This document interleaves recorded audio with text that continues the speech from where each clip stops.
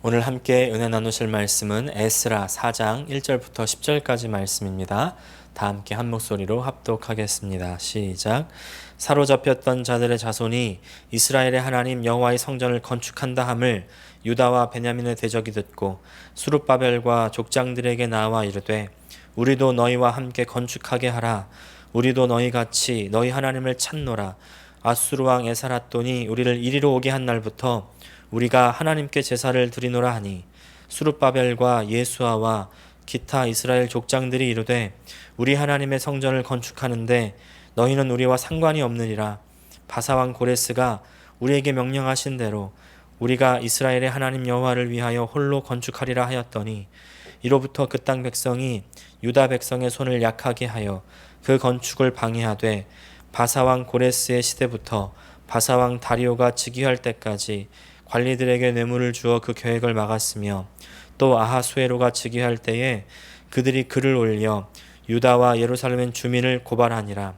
아닥사스다 때에 비슬람과 미드르닷과 다브엘과 그의 동료들이 바사왕 아닥사스다에게 글을 올렸으니 그 글은 아람 문자와 아람 방언으로 써서 진술하였더라.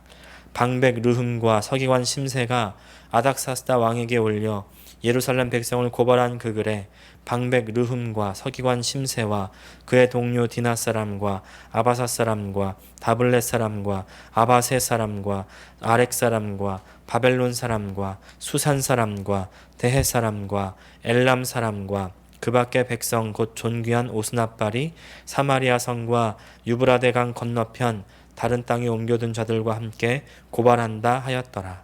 아멘. 오늘 에스라 4장 1절부터 10절까지 말씀을 중심으로 내 안에 사마리아인을 몰아내라, 이와 같은 제목으로 함께 은혜 나누기 원합니다. 요 몇 주 사이에 뉴스를 보면서 걱정이 많이 생기신 분들이 있을 겁니다. 저도 그 중에 한 명인데요. 왜냐하면 이제 감소 추세를 보이던 확진자 수가 또 갑작스럽게 증가하기 시작했기 때문이죠. 미국의 확진자 수가 이제 300만 명에 가까이 다다르면서 이제 미국 내 확진자 수는요 100명 중에 1명꼴로 걸린 셈이 되었습니다. 우리 하와이는 본토에 비해서 상황이 좀 낮지만요. 그러나 이제 1000명이 지난주에 이미 넘었고요. 이제 1100명도 넘었죠. 지난 화요일 날에는 1일 확진자 수가 41명이 나오면서 많은 사람들이 걱정을 하고 있고요. 그리고 전문가들은 앞으로 더 많은 확진자들이 나올 거다, 이렇게 예상하는 뉴스가 나왔습니다. 이렇게 여러 가지 뉴스들이 쏟아지고 있는 가운데 제 눈길을 끄는 뉴스가 하나 있었는데요. 경찰들이 길거리에서 마스크를 쓰지 않는 사람을 더 강하게 단속하겠다는 그런 내용의 뉴스였습니다. 7월 3일부터 5일까지 벌써 108번의 워닝 그리고 2번의 사이테이션을 주었다고 합니다. 무슨 말일까요? 마스크를 안 쓰는 것을 단속한다는 건요, 그만큼 마스크를 안 쓰는 사람이 많아졌다는 것이죠. 마스크를 다 쓰고 다닌다면 마스크 단속을 할 이유가 없을 것입니다. 이제 사람들이 처음에는 마스크를 좀 쓰는 듯 했습니다. 근데 이제 마스크를 쓰는 것이 습관화 될 때쯤에 다시 리오픈을 한다고 하니까 사람들의 마음이 조금 해이해지는 것 같아요. 항상 교회 출퇴근하다 보면요, 한 그룹의 젊은이들이 뛰어다니는 그런 모습들을 볼 수가 있는데 아마 조깅 클럽인 것 같습니다. 근데 그 사람들이요 다 마스크를 하나같이 쓰지 않고 다닥다닥 붙어가지고 함께 운동을 하고 있는 모습이에요. 그 모습을 보면서 참 마음속에 답답하고 또 걱정되는 마음이 있었습니다. 이 사람들이요 자기는 젊으니까, 자기는 건강하니까 괜찮을 거라고 그렇게 생각하고 그렇게 운동하고 있겠죠. 그러나 그렇게 지나가다가 자기도 모르게 걸린다고 한다면, 또 그리고 다른 사람들에게 옮긴다면 어떻게 하겠습니까?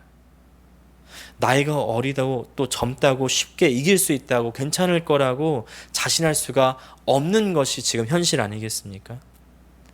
최근 하와이 코로나19 이 사망자 중에요, 그 중에 한 명은 41세 한 가장이었습니다. 또 최근의 추세가 젊은이들을 통해서 번지고 있다는 그런 언론의 분석도 있었죠. 우리가 긴장의 끈을 놓치는 순간, 느슨해지면, 그 틈이 생기면 위험에 빠질 수 있다는 것을 우리 기억해야 됩니다. 조금이라도 틈이 생기면요, 그 틈이 결국에는 나의 목숨뿐만이 아니라 나와 함께하는 나의 소중한 사람들, 내 주변 사람들까지도 위험에 빠뜨릴 수 있게 한다는 것을 우리는 잊지 말아야 한다는 것입니다. 근데 저는 믿는 사람이니까요, 이런 일들을 볼 때 항상 신앙과 연관해서 보게 됩니다. 우리 신앙도 마찬가지죠. 항상 말씀드리지만요, 신앙은 마음으로만 하는 것이 아닙니다. 마음이 우선이지만 마음으로부터 나의 생각과 말로, 또 나의 손과 발로, 그리고 나의 매일의 삶으로 확장돼 나가야 된다는 것이죠. 신앙은 생명이고 신앙은 삶입니다. 근데 이 신앙이요, 그대로 굴곡 없이 계속 자라게만 하면 너무 좋을 텐데 그렇지 않은 것을 볼 수가 있습니다. 하나님을 향한 신앙에는 항상 방해꾼들이 있습니다. 하나님을 믿지 못하게 만들고 회방을 놓는 방해꾼. 이 빛과 그리고 그 반대되는 어둠이 있듯이 하나님을 향한 그 신앙 가운데 하나님을 가리는 어둠이 반드시 있다는 것이죠. 이것을 우리는 마귀라고도 하고 사탄이라고도 합니다. 사탄, 마귀, 귀신 다 같은 본질입니다. 이름은 다르지만 같은 내용입니다. 하나님으로부터 창조되었지만 하나님이 주신 그 지위를 저버리고 반역하고 하나님보다 더 높이 올라가려고 했던, 그래서 심판을 받고 추락해서 사탄이 되어버린 이 사탄은요, 예수님의 십자가에서 심판받고 그 죄값으로 영원한 지옥으로 확정되었지만, 그러나 아직 예수님이 이 땅에 다시 오셔서 모든 것을 완결하시기 전까지는요, 마지막 발악을 하면서 믿는 이들을 끌어내리려고 발악을 하고 있다는 것이죠. 그래서 우리가 조금이라도 긴장을 늦추면, 조금이라도 틈이 생기면 바로 그 틈으로 들어와서 우리 신앙을 방해하고 발목을 잡습니다. 뒤집어 버립니다.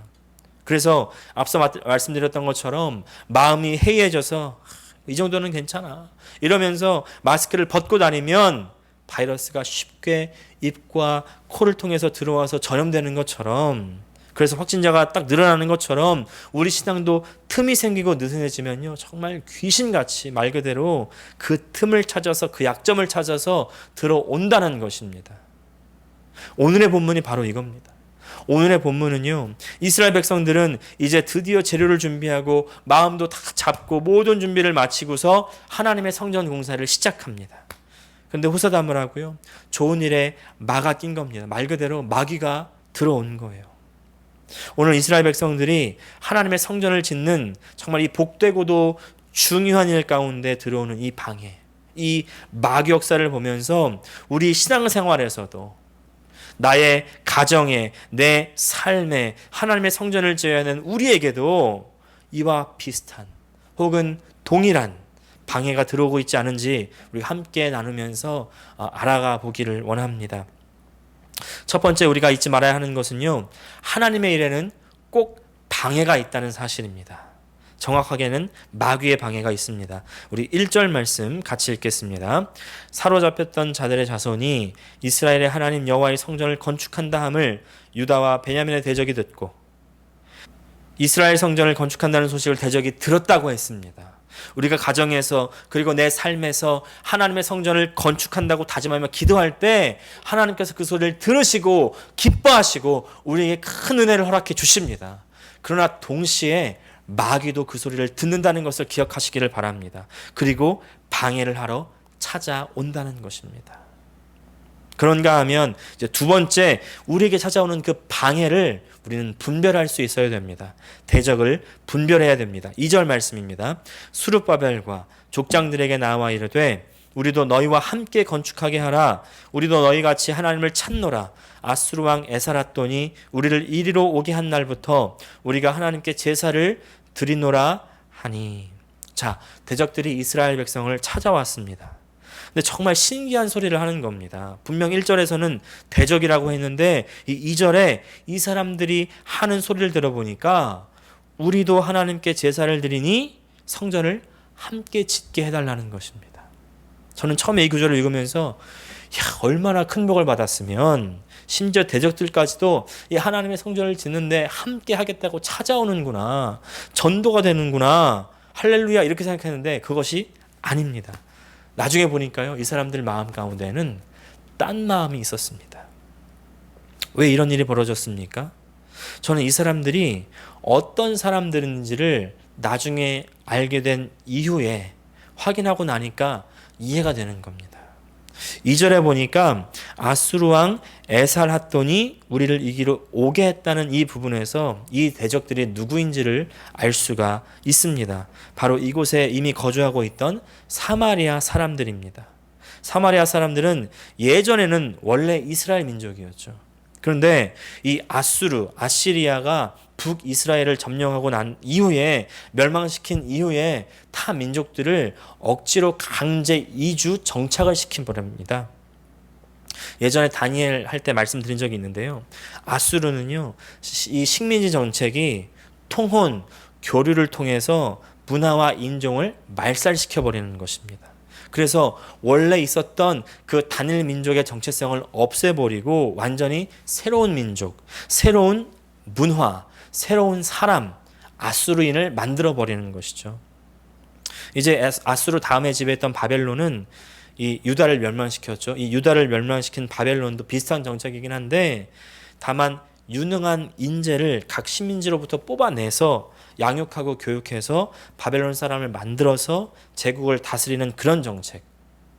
그래서 바벨론은 억지로 힘을 눌러서 만드는 이 아수르에 비해서는 조금 더 고차원적이긴 하지만 여전히 강제적인 부분이 있죠.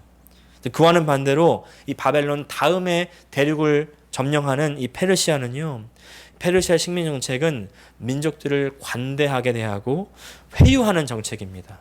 그러니까 마음을 얻는 그런 방식인 것이죠.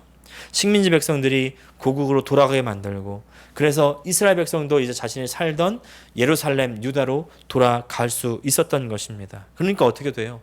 야, 이 고마운 페르시아, 예전 그 아시리아의 바벨론은요, 억지로 그냥 굽히게 만들었다면 페르시아는 자발적으로 고마운 페르시아, 내가 페르시아 충성을 다하겠습니다, 이렇게 만들어 버린다는 것이죠.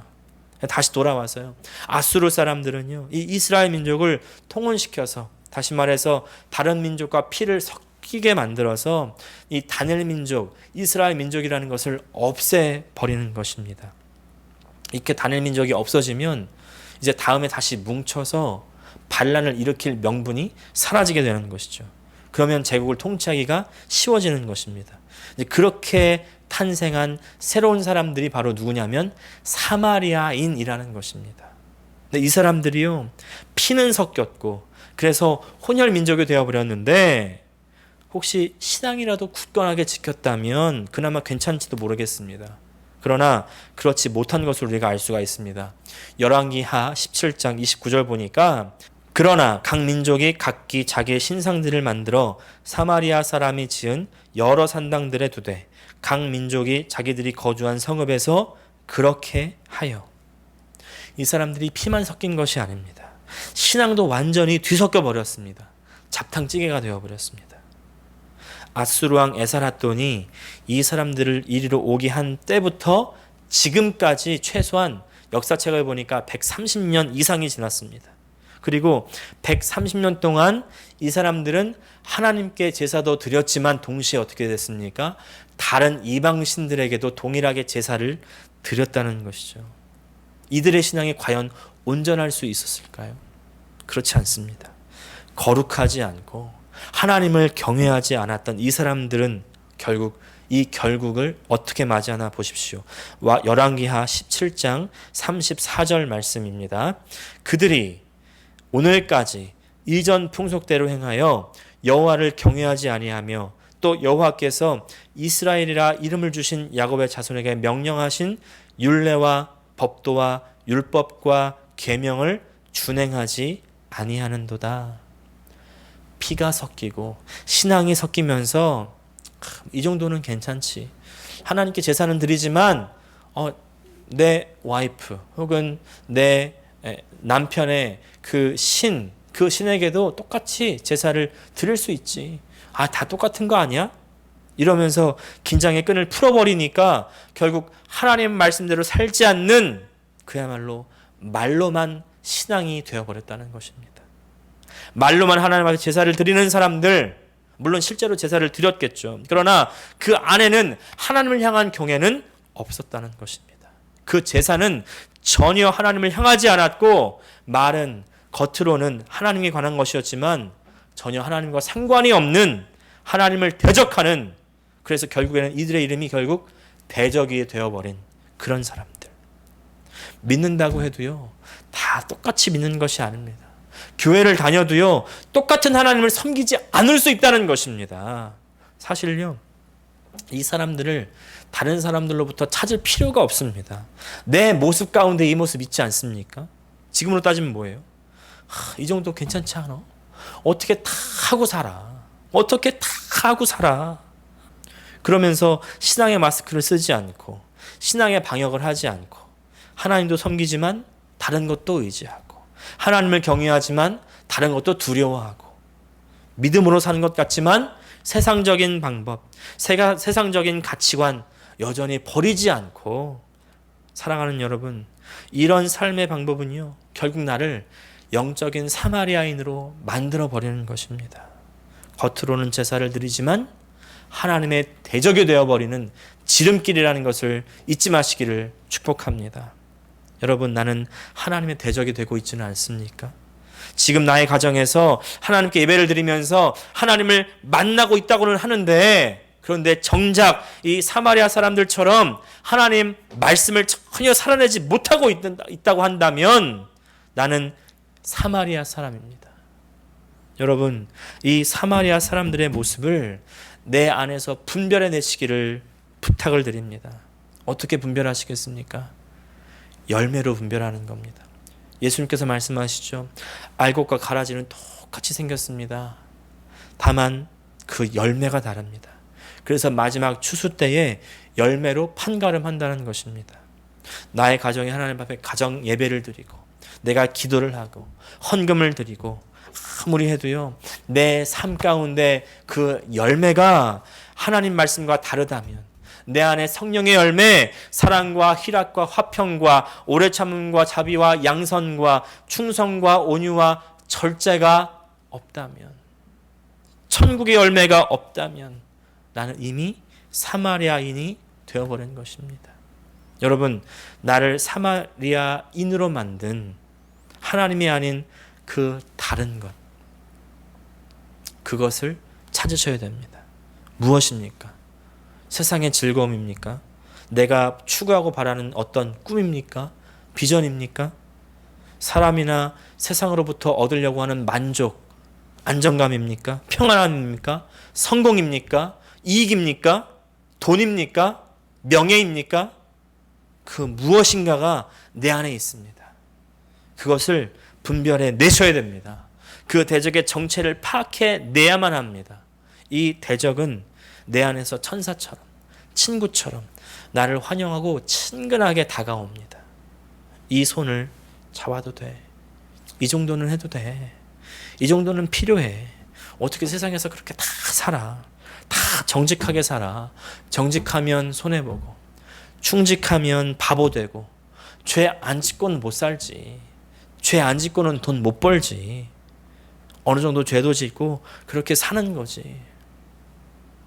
여러분, 이런 신앙이 나를 하나님의 대적으로 만든다는 것을 기억하시고 분별하시고 이제 단호하게 끊어내셔야 됩니다. 그래서 세 번째, 단호하게 거절해야 됩니다. 3절 말씀 같이 읽겠습니다. 스룹바벨과 예수아와 기타 이스라엘 족장들이 이르되 우리 하나님의 성전을 건축하는데 너희는 우리와 상관이 없느니라. 바사왕 고레스가 우리에게 명령하신 대로 우리가 이스라엘의 하나님 여호와를 위하여 홀로 건축하리라 하였더니.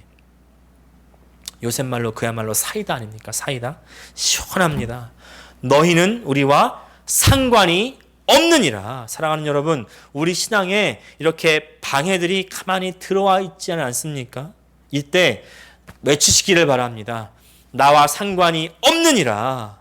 나와 상관이 없느니라. 세상적인 가치관 나와 상관이 없느니라. 세상적인 방법 나와 상관이 없느니라. 하나님도 좋고 세상도 좋고 나와 상관이 없느니라. 이 정도면 됐지. 충분하지. 더 이상 어떻게 해. 나와 상관이 없느니라. 자, 이렇게 아주 단호하게 거절하면요, 더 이상 나를 안 괴롭히고 이제 대적들이 사라지면 너무 좋겠는데 현실은 안 그렇습니다. 그래서 마지막 네 번째, 대적의 공격을 인내해 나가야 됩니다. 단호하게 거절했는데 오히려 더 집요하게 괴롭히는 이 대적의 모습을 우리가 볼 수가 있습니다. 4절에서 7절 말씀 같이 읽겠습니다. 이로부터 그 땅 백성이 유다 백성의 손을 약하게 하여 그 건축을 방해하되 바사왕 고레스 시대부터 바사왕 다리오가 즉위할 때까지 관리들에게 뇌물을 주어 그 계획을 막았으며 또 아하수에로가 즉위할 때에 그들이 글을 올려 유다와 예루살렘 주민을 고발하니라. 아닥사스다 때에 비슬람과 미드르닷과 다브엘과 그의 동료들이 바사왕 아닥사스다에게 글을 올렸으니 그 글은 아람 문자와 아람 방언으로 써서 진술하였더라.